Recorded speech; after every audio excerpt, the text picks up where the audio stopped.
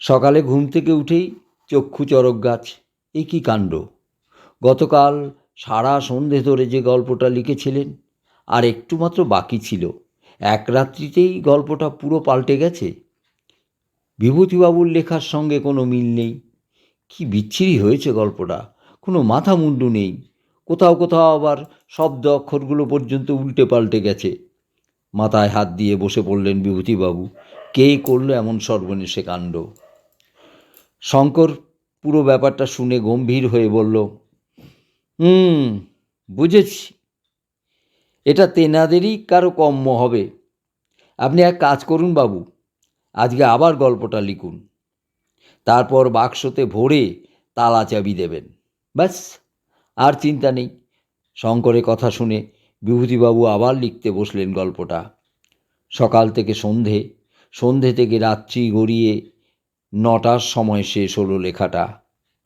আগের থেকে আরও ভালো হয়েছে গল্পটা। শঙ্করকে ডেকে নিজের মোটা চামড়ার সুটকেসটার জামা কাপড়ের ভাঁজে গল্পটা রাখলেন। তারপর বাক্সে তালা দিয়ে চাবি নিজের বালিশের নিচে রেখে নিশ্চিন্তে ঘুম। পরদিন সকালে উঠে দুরু দুরু বুকে চাবি দিয়ে বাক্সের তালা খুললেন। তারপর জামার ভাঁজ থেকে গল্পটা বার করে চোখের সামনে মেলে ধরতেই আবার মাথায় বজ্রপাত। সর্বনাশ, ফের পাল্টে গেছে। প্রায় কেঁদে ফেললেন বিভূতিবাবু। এত পরিশ্রম আবার জলে গেল, পুরো গল্পটা আবার উল্টে পাল্টে চটকানো। শঙ্করবাবুর এমন কাহিল অবস্থা দেখে বিভূতিবাবুর টাকে হাত বুলিয়ে বলল, ব্যবস্থা আরও কঠিন করতে হবে। তারপর পুরো তিনটে দিন একই ঘটনা। বিভূতিবাবু রোজ প্রচণ্ড পরিশ্রম করে গল্পটা লিখলেন, আর রাত্রিরে সেটা পাল্টে যেতে থাকলো। একদিন বাক্সতে গল্পটা ভরে তালা চাবি দিয়ে তার ওপর মোটা দড়ি দিয়ে বাক্সটা কষে বাঁধা হলো। কোনো লাভ হলো না। পরদিন বাক্সটা দড়ি দিয়ে বাঁধার পর বিভূতিবাবু নিজে সারা রাত বাক্সর উপর জেগে বসে রইলেন। তারপরেও সেই একই কাণ্ড। শেষ দিন শঙ্কর আর উনি সারা রাত দুজনে গল্পটাকে চেপে ধরে রইলেন। সারা রাত কিছু হলো না।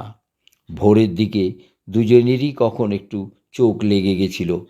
চোখ খুলতেই যা, আবার গেছে। সকালে মোড়ল মশাই এসেছিলেন বিভূতিবাবুর গল্পের কদ্দূর কী হলো জানার জন্য। শঙ্কর আর বিভূতির এমন কালো চেহারা দেখে উনি বেজায় ঘাবড়ে গেলেন। তারপর বিভূতিবাবুর কাছে পুরো ঘটনা শুনে সাংঘাতিক রেগে গিয়ে বললেন, আমাকে আগে জানাননি কেন? আরে, এত খাটুনির কাজ সব পণ্ড। এই নিশ্চয়ই বেটা ওই পাঁচু গোপালের কম্ম। কে পাঁচু গোপাল?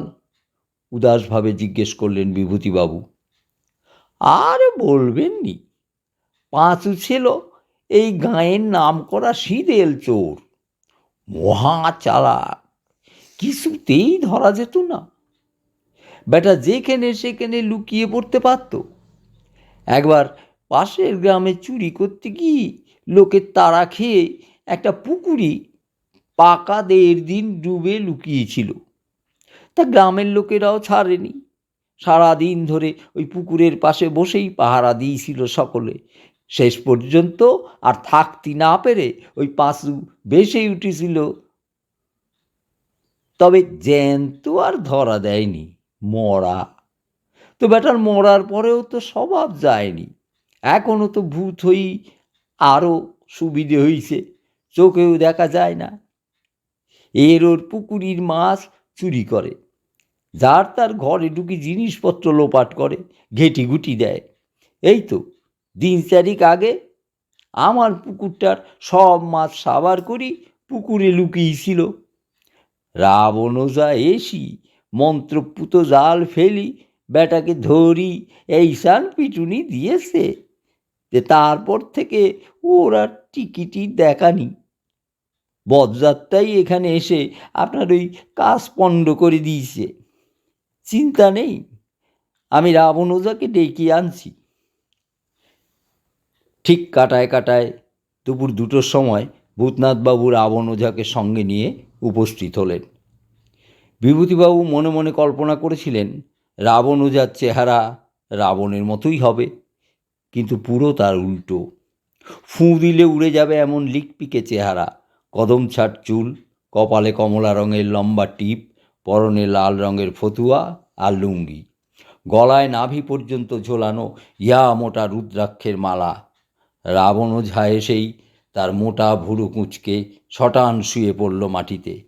তারপর লম্বা নাকটা মেঝেতে ঠেকিয়ে বার কয়েক মাটির গন্ধ নিয়ে তড়াক করে উঠে পড়ে বলল, পেয়ে গেছি সেই আষ্টে গন্ধটা, ব্যাটা এইখানেই কোথাও লুকিয়ে আছে। বলেই আকাশ পাঠানো চিৎকার করে উঠল রাবণ, এই বজ্জাত, ভালো চাস তো এক্ষুনি ঘর ছেড়ে পালা। ছি ছি ছি ছি, গাঁয়ের অতিথির সঙ্গে কিনা বদমাইশি! আজ তোর কান কেটে যদি কিমা না বানিয়েছি তো আমার নাম রাবণ ওঝা নয়।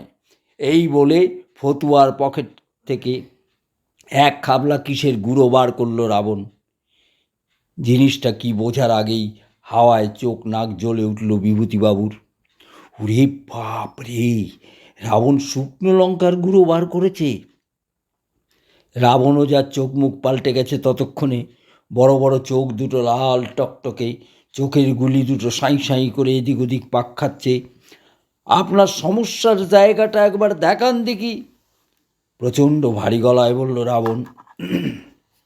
হ্যাঁ হ্যাঁ হ্যাঁ হ্যাঁ বলে বিভূতিবাবু দৌড়ে গিয়ে প্রায় 5-6 বার লেখা গল্পটা কাগজগুলো রাবণের সামনে এনে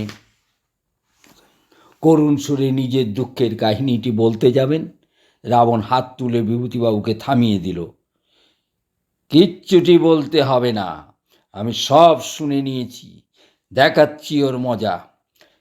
কাগজগুলো এই টেবিলটার ওপর রাখুন তো, আর আমাকে একটা লাঠি দেন বেশ মোটাসোটা দেখে। বিভূতিবাবু দুরু দুরু বুকে কাগজগুলোকে টেবিলের ওপর রাখলেন। শঙ্কর কী ভেবে ঘরের দরজায় বিশাল মোটা খিলটা এনে রাবণকে দিলেন। খিলটা হাতে নিল রাবণ, তারপর পকেট থেকে লাইটার বার করে হাতের গুঁড়ো লঙ্কাটুকু একটা কাগজে ঢালল, ঢেলেই ফস করে জ্বালিয়ে দিল কাগজটা। রে বাপ রে, কাকে বলে চোখে মুখে জ্বালা! চোখে অন্ধকার দেখলেন বিভূতিবাবু। রাবণ কিন্তু নির্বিকার। পোড়া লঙ্কা বিভূতিবাবুর গল্পের কাগজে ঢেলে দিয়ে খিল তুলে দমাদম পিটাতে শুরু করলেন।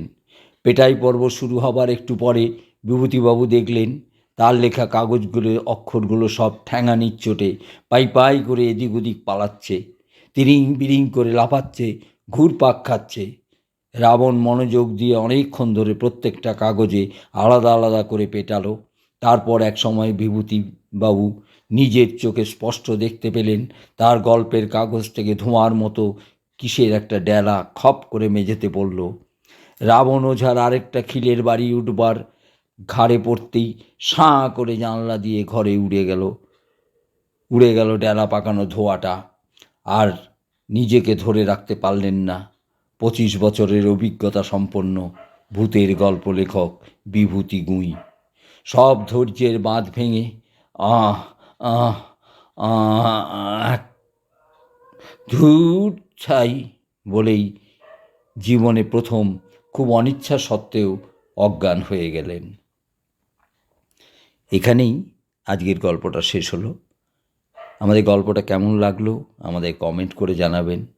আমাদের চ্যানেলটিকে লাইক, শেয়ার ও সাবস্ক্রাইব করতে ভুলবেন না। পাশে থাকা বেল আইকনটা ক্লিক করে আমাদের পরবর্তী ভিডিওগুলো যাতে সহজেই আপনারা পেতে পারেন সেটা করলে বাধিত হব। ধন্যবাদ।